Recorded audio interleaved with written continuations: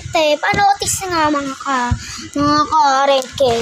So, because sandai tayo ang sa TikTok, guys. Kasi, naman ako, kakapito ko na naman.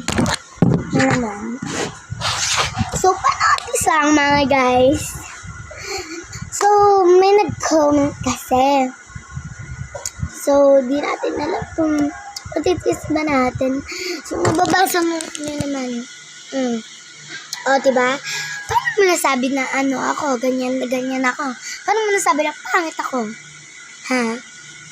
Pwede guys pa-notice, mag-comment kayo kung alam niyo siya, kung kilala niyo siya sa real life, kung kilala niyo siya kahit saan, or kaano siya, pakisabi, huwag naman ako uwain. Kasi nag-vlog yung gaganyanin ng isang tao. Hindi na paano ka nun? Paano ka nun? Ha? Na paano ka nun, te? Pa-notice lang. Hindi ako naninira. Kung siraan sa totoong buhay kasi gagantihan ko kayo, te.